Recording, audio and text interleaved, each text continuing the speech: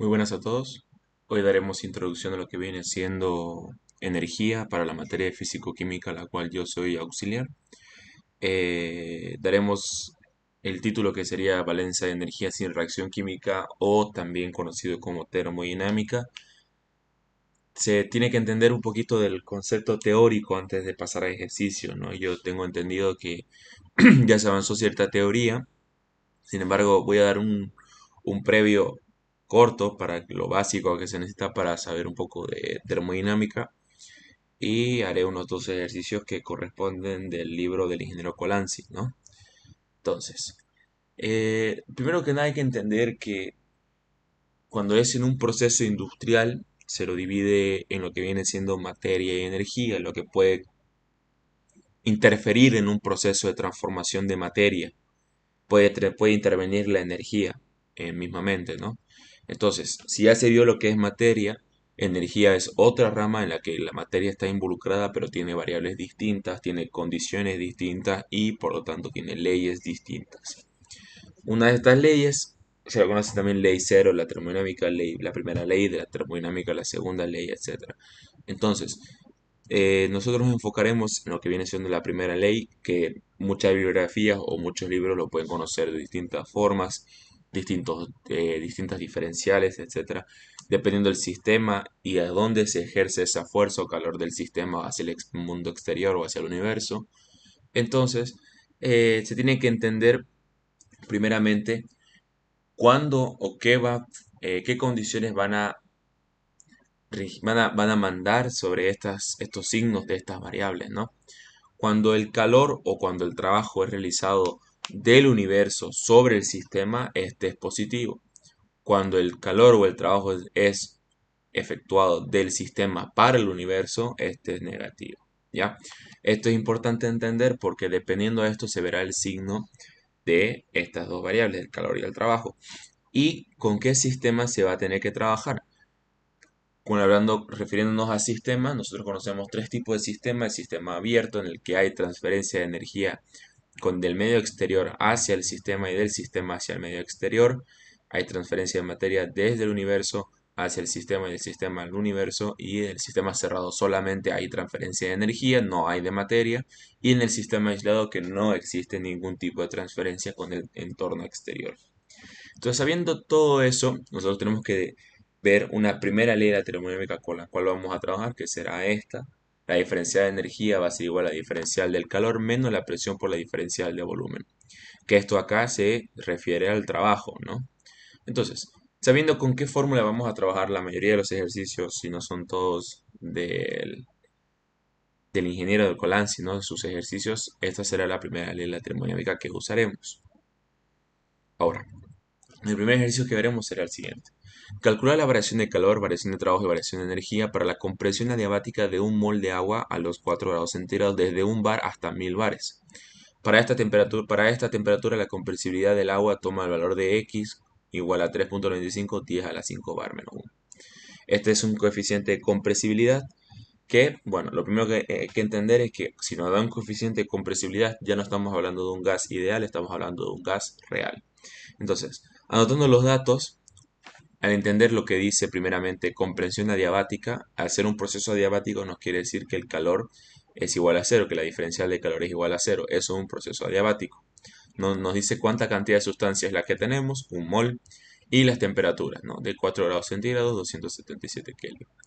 Ahora, empezando con la primera ley de termodinámica que explicamos de dónde salió, de ahí tenemos que nosotros entender que como el proceso es adiabático, no va a haber diferencial de calor. Entonces nos quedaría de esta forma, la menos la presión de la diferencial de volumen. Pero este gas no está actuando de forma ideal. Entonces nosotros tenemos que involucrar en esta primera ley obligadamente el factor de compresibilidad.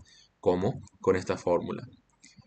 Esta fórmula conocemos ya por lo que es balance de materia o gases ideales y reales. Entonces, despejamos el coeficiente, o perdón, la diferencial de volumen, y al despejarla nos queda de esta forma. La diferencial del volumen es igual a menos la diferencial de la presión por el volumen por el coeficiente de compresibilidad. La reemplazamos en la primera ley de termodinámica y integramos, ¿no? Al integrar nos queda de esta forma y nos damos cuenta de que el volumen no lo tenemos. Sin embargo, nosotros ya tenemos el coeficiente de compresibilidad, tenemos las presiones iniciales y finales, solamente nos faltaría hallar el volumen. ¿Cómo podemos hallar el volumen? Partiendo de la cantidad de sustancia, de un mol de agua. Llevamos esta cantidad de sustancia de número de moles, lo llevamos a masa, de esta manera con el peso molecular del agua. Encontramos la masa y a través de la densidad encontramos el volumen. Podemos reemplazar esto en la fórmula que nosotros dejamos de lado y nos queda la variación de energía igual a 0,3555 litros bar, que esto tiene una conversión a energética que vendría a ser 1 litro bar igual a 10 a la 2 joules. Y de esta manera nos queda 35,55 joules, que esto vendría a ser la variación de energía, que a su vez es la variación de trabajo. Entonces, esto es un poco más como para entender cómo es que funciona con el trabajo. Este ejercicio nos referirá un poquito más con el calor. 5 litros de Krypton en condiciones normales son calentados isocóricamente hasta los 600 grados centígrados. Calcular la presión final del gas y la requerida variación de calor. Entonces, tomamos los datos primero, inicialmente el volumen, ¿no? Que se trabaja en condiciones normales. Nos dice, tenemos una condición normal que vendría a ser la presión 1, una atmósfera, en bares 1,013 bares, una temperatura 1 de 25 grados Celsius llevada a 298 Kelvin, y un proceso isocórico, que un proceso isocórico quiere decir a volumen constante, por lo tanto su diferencial de volumen va a ser igual a 0. Nos pide hallar una presión final y tenemos los datos de la temperatura final, que esto vendría a ser 600 grados Celsius a 873 Kelvin. A través de estos datos que nos está dando con la presión y temperatura, podemos saber cuánto es la presión final con una ecuación de los gases ideales, ¿no? Encontramos cuánto es la presión final de este gas y despejamos o desglosamos lo que viene siendo la primera ley de la termodinámica, ¿no? Entonces, en esta primera ley, como es un proceso isocórico, sí o sí se tiene que ir lo que viene siendo el trabajo y te queda la diferencial de energía igual a la diferencial de calor. Este diferencial de energía y este diferencial de calor se va a tratar más que nada de un vapor, por lo que está en temperaturas elevadas, entonces tiene que ser un diferencial de energía de vapor igual a diferencial de calor de vaporización. Entonces, llevándolo matemáticamente hablando, nos queda que esto aquí se tiene que ir cero. Diferencia de energía va a ser igual a diferencial de energía con respecto a la diferencia de tiempo a volumen constante, más la diferencia de energía con respecto a la diferencial de volumen, la temperatura constante por la diferencial de volumen. Esto acá tiene que hacerse cero por ser un proceso isocórico y hay que despejarlo para encontrar lo que viene siendo esto acá, el calor. Ahora, para dejarlo en otras formas hablando, nosotros conocemos el calor de la fórmula de esta manera: masa por un calor específico por una variación de temperatura. Así es el calor, la fórmula del calor. Ahora, esto dependerá del proceso si no estamos hablando de un calor específico a volumen constante o un calor específico a presión constante. Son dos distintos casos. Ahora, en este caso en particular, como es un proceso isocórico, necesitamos hablar de un calor específico a volumen constante por su masa, por la diferencial de temperatura. Integramos y en este caso sí nos interesa, o sea, no estamos hablando de un gas que sea real, no estamos hablando de un gas ideal.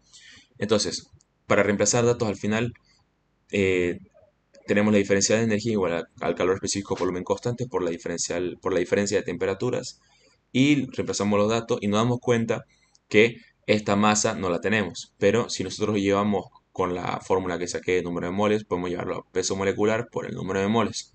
Y como no tenemos el número de moles tampoco, pero sí tenemos datos de condiciones ideales, a través de las condiciones ideales podemos despejar estos números de moles por la presión 1 por el volumen 1 dividido entre la constante de los gases por la temperatura 1. Entonces, reemplazamos los datos. La variación de energía va a ser igual a los 575 Kelvin, que esa fue la diferencia de temperatura por el calor específico a volumen constante, por 83 gramos mol, que tendría que ser el peso molecular del Krypton, por en la parte de arriba la presión 1 en bares, el volumen 1 en litros, abajo la constante de los gases en bares, no en atmósfera, en bares, por la temperatura 1.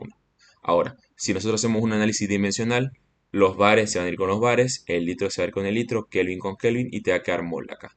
Estos moles se van a ir con estos moles y te va a quedar Kelvin por gramos. Ahora, el calor específico a volumen constante, su unidad dimensional es unidad energética.